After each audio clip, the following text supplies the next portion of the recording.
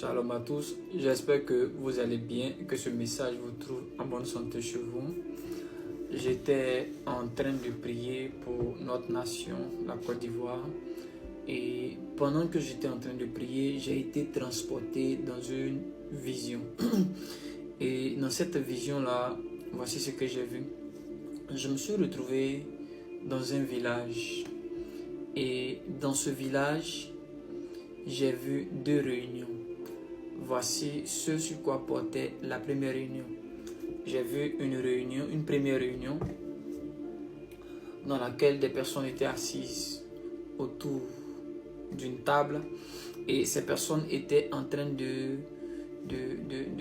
parler en ce qui concerne un projet. Quel était ce projet? C'est que le chef du village avait des opposants, mais il était question d'éliminer l'un des opposants sans que les gens du village ne se rendent compte qu'il avait été éliminé. Cet opposant-là en particulier avait été éliminé par le chef et ses notables et consorts.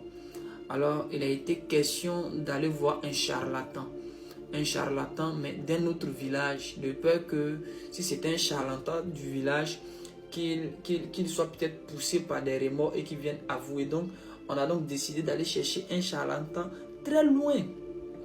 Un charlatan très loin du village pour que celui-ci, une fois arrivé, une fois la mission accomplie, que personne ne puisse soupçonner le chef du village, ses notables et ses amis. Et dans cette vision-là, s'ils arrivaient, c'est ce que je pressentais, s'ils arrivaient réellement à éliminer cet opposant-là, ça allait vraiment créer quelque chose. Ça allait décourager vraiment les amis de cet opposant-là. Ça allait vraiment décourager. Les gens allaient beaucoup parler, mais bon, ça n'allait vraiment rien apporter. Mais de l'autre côté, c'est que si cet opposant venait à tomber, il devait avoir des répercussions. Il devait avoir des malédictions. Le sang de cet opposant allait vraiment provoquer quelque chose d'inhabituel, des manifestations surnaturelles, des jugements bizarres qui devaient tomber sur le chef, ses notables et puis ses amis. Et cette vision-là est passée. Et ensuite, j'ai été transporté dans un autre endroit, dans une autre salle. Mais cette fois-ci, dans cette salle-là, c'était toujours dans le même village, mais c'était deux réunions différentes dans le même village. Dans cette deuxième salle, je n'ai pas vu le chef du village. J'ai vu des notables, des conseillers, des amis du chef. Mais je n'ai pas vu le chef. Et voici l'objet de la réunion. Ils étaient en train de parler et ils disaient, ce chef-là, nous savons que ce chef-là ne veut plus faire ce que nous lui demandons de faire. Ce chef-là ne compte vraiment pas rester comme nous souhaitons qu'il reste. Alors voici ce que nous allons faire.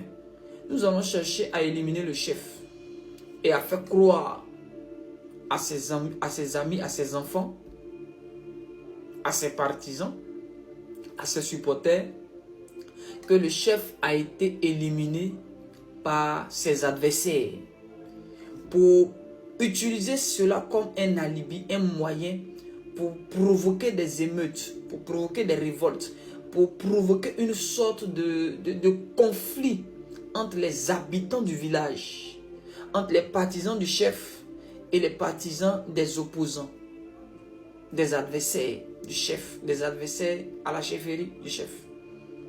Donc ces notables-là étaient en train de dire, ces conseillers-là, ces amis-là étaient en train de dire que ce chef-là, tel que nous le voyons, nous savons qu'il n'a plus envie de continuer.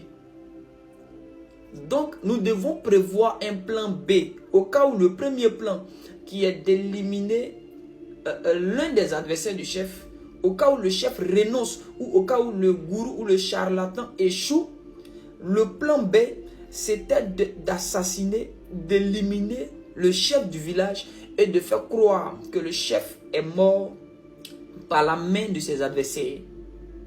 Et si ces choses venaient à arriver, j'ai vu les supporters de ce chef-là comme perdre la conscience.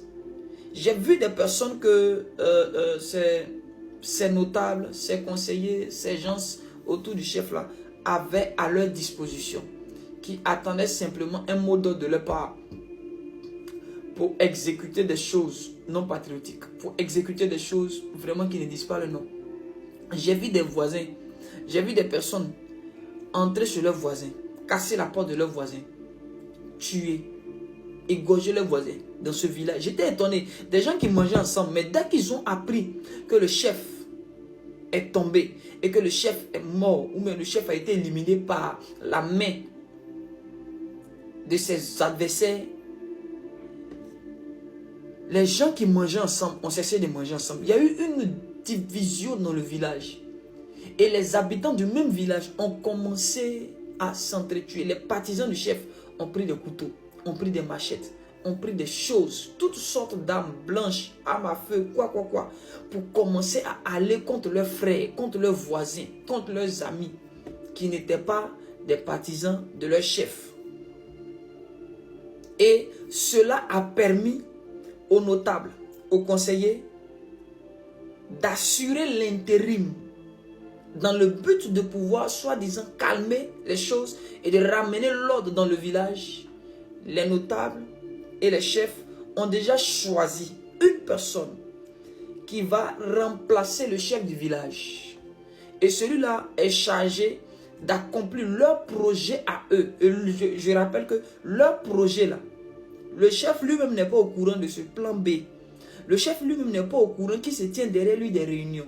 Le chef lui-même ne sait pas ce qui est en train de se préparer dans son dos. Ce que le chef sait, c'est la première réunion. Là, il était là. Mais en ce qui concerne la deuxième réunion, le chef n'était pas là. Nous devons vraiment prier. Nous devons vraiment prier. Écoutez, j'entends dire beaucoup de personnes, des hommes que je respecte, des personnes que j'honore, que je continuerai d'honorer, dire qu'il n'y aura rien. C'est notre souhait, c'est notre désir, que notre nation soit en paix. Quand il y a la paix, je peux me tenir derrière la caméra, parler de la part de Dieu. Je peux aller voir un frère, voir une soeur, marcher dans les rues paisiblement. Mais s'il y a la guerre, je ne pourrai pas. S'il y a des troubles, je ne pourrai pas faire ce que je suis en train de faire. Nous désirons tous qu'il y ait la paix, que tout se passe bien. Mais nous devons nous lever dans la prière parce que l'ennemi, je dis bien l'ennemi de la Côte d'Ivoire est déchaîné. Il y a des choses qui se préparent dans le monde spirituel. Toutes les personnes qui prient et que Dieu permet d'entrer dans une certaine dimension de révélation. Ces personnes ne vont pas dire, oh, ne vous fatiguez pas, il n'y aura rien, dormez, mangez. Non, frère, prions. C'est le moment de prier. De peur que Satan ne profite de cette occasion pour venir réaliser ses desseins. Levons-nous et prions le Seigneur. J'ai prié pour notre nation. J'ai vu un village. J'ai vu 2 réunions. Que ceux qui ont des oreilles entendent. Que celui qui veut se laisser avertir soit averti. Que celui qui veut prier continue de prier et prie bien. Que celui qui se sanctifie davantage. Que celui qui est loin de Dieu se rapproche maintenant de Dieu. Car vient un temps où ce ne sera plus possible de crier. Une fois que la porte de l'arche est fermée, Noé ne pourra plus rien. Pour tous ceux qui sont hors de l'arche, s'il vous plaît, pendant qu'il est temps, réveillons-nous. Prions pour notre nation. Prions pour les autorités. Prions pour le pays. Que Dieu vous bénisse. Shalom.